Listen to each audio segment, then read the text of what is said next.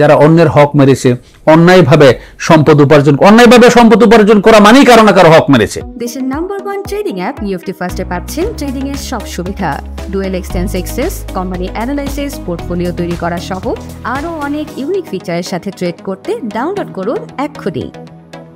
ওস্তাদ, অনেক সময় দেখা যায় যে বিভিন্ন মানুষ তারা হয়তো হারাম পন্থায় অর্থ উপার্জন করেছে, কিন্তু এই মুহূর্তে যদি তার মধ্যে আমাদের আজকের আলোচনা শুনে বোধোদয় তৈরি হয়, এই ক্ষেত্রে তিনি এই যে হারাম পন্থায় উপার্জিত অর্থ এটা কি করবেন? এক্ষেত্রে আমরা শুরুতে যে কথাটা বলেছি যে আমাদের প্রত্যেকটা বিষয়কে হালালের মধ্যে রাখতে হবে। আমরা যেটা খাবো সেটা হালাল খেতে হবে, আমরা যেটা পড়বো সেটা হালাল পড়তে হবে, যেটা দেখবো সেটাও হালাল দেখতে হবে। আল্লাহ রাসূল সাল্লাল্লাহু আলাইহি ওয়াসাল্লাম বলেছেন যে তোমরা ওই যে ইয়াদের বেগানা অর্থাৎ মানে আমাদের যে গায়রা মুহাররামাত নারীদের দিকে তোমরা তাকায়ও না। তো হযরত আলী রাদিয়াল্লাহু তাআলা বলেন, ইয়া রাসূলুল্লাহ, আমরা তো পথে ঘাটে চলতে গেলে অনেক মহিলার সাথে দেখা হয়। তখন উনি বলেন যে প্রথমবার তোমার দৃষ্টি যখন পড়বে এটা অপরাধ নয়, এটা দোষের নয়, তখন তুমি তোমার দৃষ্টি ফিরিয়ে নেবে, কিন্তু পরে যখন আবার দ্বিতীয়বার তাকে দেখার জন্য তাকাবে সেটাই কিন্তু গুনার কাজ। তো আমাদের এই চোখ দিয়ে আমরা অনেক গুনার জিনিস দেখার, এই যে বর্তমানে তথ্য প্রযুক্তির যুগে, এই সোশ্যাল মিডিয়ার যুগে নানা রকমের অশ্লীলতা, নানা রকমের মন্দ খারাপই আমরা দেখতেছি। আমরা কান দিয়ে নানা রকমের মন্দ খারাপ আমরা শুনতেছি। তো এগুলোও কিন্তু হারাম, এগুলো বর্জন করতে হবে। আর প্রশ্ন যেটা আসছেন সেটা হলো অর্থ। এটা তো কোরআনে কারিমে এ ব্যাপারে কঠিন উচ্চারণ করেছে, লা তাকুলু আমওয়ালাকুম বাইনাকুম বিল বাতিল। তারপরে আল্লাহ তাআলা বলেছেন যে তোমরা মানে কুলু মিম্মা ফিল আরদি হালালান তাইয়্যিবা, তোমরা হালাল এবং তাইয়্যিব তোমরা খাবা, হারামগুলোকে তোমরা বর্জন করো। তো এখন কোন ব্যক্তি যদি অন্যায়ভাবে অর্থ উপার্জন করে থাকে তাদের ব্যাপারে হাদিসে খুব কঠিন হুঁশিয়ারি উচ্চারণ করা হয়েছে। একটা লম্বা হাদিস, সংক্ষেপে যদি বলি তো রাসূলুল্লাহ সাল্লাল্লাহু আলাইহি ওয়াসাল্লাম প্রশ্ন করলেন যে আতাদরুনা মানিল মুফলিস, তোমরা কি জানো নিঃস্বকে? তো সাহাবা ইকরামদের একটা কমন প্রবণতা ছিল, রাসূল সাল্লাল্লাহু আলাইহি ওয়াসাল্লাম কোনো প্রশ্ন করলে তারা সরাসরি উত্তরটা না দিয়ে তারা বলতেন আল্লাহু ওয়া রাসূলুহু আ'লাম, আল্লাহ এবং আল্লাহ রাসূলই সবচেয়ে ভালো জানেন। আবার কোন কোন সাহাবী মানে উনি যতটুকু জানতেন তত উত্তরও দিতেন।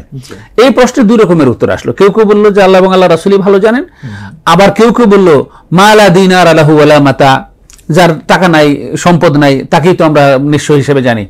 আল্লাহ রাসূল সাল্লাল্লাহু আলাইহি ওয়াসাল্লাম বললেন যে না, এরা নিঃস্ব নয়। প্রকৃত নিঃস্ব হলো যে ইয়াতি ইয়াউমাল কিয়ামাতি ওয়া লাহু সালাতুন ওয়া যাকাতুন ওয়া সাদাকাতুন ওয়া আমালুন সালিহা, সে কিয়ামতের দিন উঠবে, তার নামাজ থাকবে, রোজা থাকবে, হজ থাকবে, যাকাত থাকবে, আমলে সালেহ নানা রকমের থাকবে, জান্নাতে যাওয়ার উপক্রম হবে, যেমন জান্নাতে যাবে এরকম একটা অবস্থা।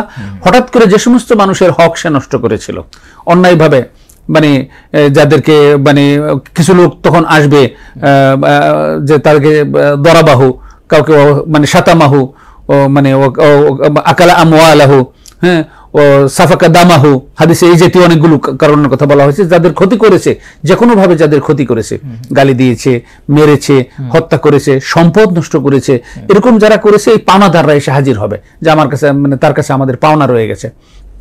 তখন আল্লাহ তাআলা বলবেন যে ঘটনা ঠিক কিনা? হ্যাঁ ঠিক, তাহলে ওদের পাওনা এখন মিটিয়ে দাও। তো এখন পাওনা মিটাবে কোথেকে? 18 কোটি জনগণের টাকা মেরে খাইছে, তো 18 কোটি জনগণের পাওনা কি ওখানে কিয়ামতের দিন মিটাইতে পারবে না। তখন সে অপারগতা প্রকাশ করবে। তখন যে আল্লাহ বলবেন যে এটা তো ফয়সালা করতে হবে। তখন আল্লাহ তাআলার পক্ষ থেকে নির্দেশ দেওয়া হবে যে তার আমলনামায় যেই নেকিগুলো রয়েছে সেই নেকিগুলো এই যে পাওনাদার যারা আছে তাদের আমলনামায় করে দাও, কনভার্ট করে দাও, এটাকে ট্রান্সফার করে দাও। তো অটো সিস্টেম সফটওয়্যার একবারে কয়েক সেকেন্ডের মধ্যে হয়তো ন্যানো সেকেন্ডের মধ্যে ট্রান্সফার হয়ে যাবে। তো ট্রান্সফার হচ্ছে, হঠাৎ করে মেশিন বন্ধ হয়ে যাবে, বলবে কি হয়েছে? ইয়া আল্লাহ, তার তো সমস্ত আমলে সালেহ শেষ হয়ে গেছে, কিন্তু পাওনা তো এখন অনেক রয়ে গেছে। তখন আল্লাহ তাআলা বলবেন যে তাদের গুনাহগুলোকে ওই পাওনার সাথে ইভ্যালুয়েট করে দেখো যে কি পরিমাণ গুনাহ ট্রান্সফার করলে ওই মানে ইয়া হয়। তো সেই পরিমাণ গুনাহগুলোকে মানে তার যে পাওনা, সেই পাওনার সাথে ইভ্যালুয়েট করে, প্রথমবার তার সওয়াবগুলোকে পাওনার সাথে ইভ্যালুয়েট করে দিতে দিতে সওয়াব শেষ হয়ে গেছে। এবার আবার গুনাহগুলোকে তাদের অ্যাকাউন্টে থেকে ওই ব্যক্তির অ্যাকাউন্টে দিয়ে দেওয়ার জন্য বলবে, আবার মেশিন চলতে থাকবে, আবার মেশিন বন্ধ হয়ে যাবে। কি হয়েছে? যে এদের তো গুনাহ সব শেষ হয়ে গেছে, কিন্তু পাওনার হিসাবটা আরো বিশাল রয়ে গেছে। 18 কোটি জনগণের বিশাল পাওনা যদি থাকে সহজে মেটানো সম্ভব নয়। তখন আল্লাহ তাআলা বলবেন যে দুই ভাবে ইভ্যালুয়েট করো, একদিকে সওয়াব ইভ্যালুয়েট করো, একদিকে পাপ ইভ্যালুয়েট করো।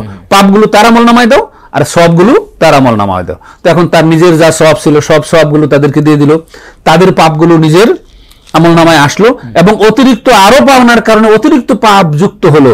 যুক্ত হওয়ার পরে বিশাল পাপের বোঝা তার আসলো। আল্লাহ রাসূল সাল্লাল্লাহু আলাইহি ওয়াসাল্লাম বলেছেন ফাতুরি হাফিন নার, এরপরে সেই লোকটাকে জাহান্নামে নিক্ষেপ করা হবে। হাহুয়াল মুফলিস, এই হলো প্রকৃত নিঃস্ব। তো এই জন্য যারা অন্যের হক মেরেছে, অন্যায়ভাবে সম্পদ উপার্জন করা মানেই কারো না কারো হক মেরেছে। হয় ব্যক্তির হক মেরেছে, না হয় প্রতিষ্ঠানের হক মেরেছে, না হয় রাষ্ট্রের হক মেরেছে, না হয় অন্য কারো না কারো হক মেরেছে। তো এই ধরনের ক্ষেত্রে যেটা মানে ট্রিটমেন্ট যেটা, সেটা হলো যে হকগুলো যাদের মেরেছে যদি জানা থাকে তাদের হকগুলো তাদের কাছে পৌঁছিয়ে দিয়ে তাদের কাছে ক্ষমা চাওয়া। আর এমন কিছু হক থাকতে পারে যে হক ওই হকদার নাই, উনি মারা গেছেন অথবা তাকে আর খুঁজে পাওয়া যাচ্ছে না। এই ব্যাপারে ওলামায়ে কেরামদের হলো ফয়সালা হলো যে যদি উনি এটাকে পিউরিফাই করতে চান তাহলে এইটার প্রকৃত মালিক যারা আছে সেই মালিকদের পক্ষ থেকে তিনি এগুলো সদকা করে দিবেন। যে আমি এটা সদকা করে দিলাম, এটার মূল মালিক যে ছিল তাকে তো আমি পাচ্ছি না খুঁজে, বা অথবা আমি আইডেন্টিফাই করতে পারতেছি যে কার থেকে মেরেছিল। যারা পকেট মারে, ছিনতাই করে, রাজধানী করে, ঘুষ খায়, দুর্নীতি করে, রাষ্ট্রের সম্পদ মারে, তারা তো আইডেন্টিফাই করবে কি করে? তো তাদের জন্য ট্রিটমেন্টটা হলো যে তারা প্রথমত যেটুকু আইডেন্টিফাই করতে পারবে সেটুকু পরিচয় ধরে ধরে তাদের কাছে পৌঁছে দিয়ে মাপ চাইবে যে ভাই আপনার এই সম্পদটা আমি মেরে দিয়েছিলাম, যে আমি আপনাকে দিয়ে দিলাম, এমনকি ক্ষতিপূরণ সহযোগী দেওয়ার সুযোগ থাকে ক্ষতিপূরণ সহ দিলাম। আর যাদেরগুলো আইডেন্টিফাই করা যাবে না, উনি যদি নিজেকে পিউরিফাই করতে চান, তার সম্পদগুলোকে যদি তিনি মানে দূষণ মুক্ত করতে চান, তাহলে ওই সম্পদটুকু তিনি সাদাকা করে দিবেন এই নিয়তে যে সম্পদের মূল মালিক যিনি, উনি নিজে সওয়াবের উদ্দেশ্যে সাদাকা করলে কিন্তু হবে না, কারণ সম্পদ তো ওনার না। অবৈধভাবে উপার্জিত কোনো সম্পদ ওনার কোনো ব্যক্তির মালিকানায় না। তখন তিনি সাদকা করবেন ওই ব্যক্তির মানে উদ্দেশ্যে যে ওই ব্যক্তিকে যেন আল্লাহ তাআলা সওয়াব দেন, এটার মূল মালিক যিনি। আর এই সম্পদ, অন্যের সম্পদ নিজের কাছে রেখে ওই সম্পদ দিয়ে খাদ্য খেয়ে, ওই সম্পদ দিয়ে মানে পোশাক পরে যদি আমি কোনো ইবাদত করি, সেই ইবাদত কবুল হবে না। আল্লাহ রাসূল সাল্লাল্লাহু আলাইহি ওয়াসাল্লাম সাফ বলে দিয়েছেন, লা ইয়াদখুলুল জান্নাতা জাসাদুন গুযিয়া বিল হারাম।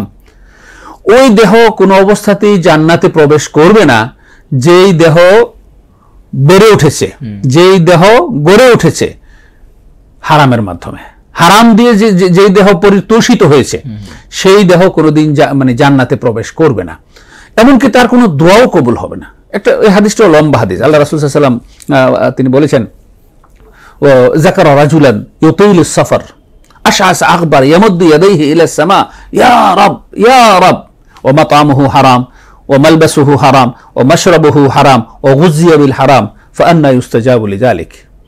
যে এরকম একজন ব্যক্তির আলোচনা করলেন যে অনেক দূর থেকে পথ ক্লান্ত, শ্রান্ত, বিপর্যস্ত একজন ব্যক্তি, যারা মানে নানা রকমের জটিলতায় পর্যুদস্ত, একেবারে উস্কো খুস্কো চেহারা, চুল মানে এরকম একটা অবস্থা। এই ধরনের লোকগুলো খুব বিপদগ্রস্ত থাকে এবং মানে তারা মানে স্বাভাবিক থাকে না। তো ওরকম কোনো ব্যক্তি আল্লাহর কাছে হাত তুলে আল্লাহর কাছে বলে, হে আল্লাহ আমাকে এটা দাও, হে আল্লাহ আমাকে এটা দাও, এই ধরনের ব্যক্তি কিন্তু হাত তোলার সাথে সাথেই আল্লাহ দিয়ে দেওয়ার কথা, কারণ অত্যন্ত পর্যুদস্ত, অত্যন্ত বিপর্যস্ত ব্যক্তি।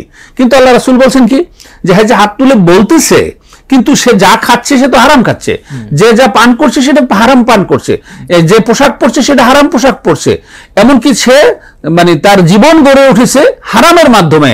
আল্লাহ রাসূল বলছেন ফাআন্না ইউস্তাজাবু লিযালিক। এই লোকের দোয়া কি করে কবুল হবে? হারাম থাকার কারণে তার দোয়া কবুল হবে না, দোয়া কবুল হবে না।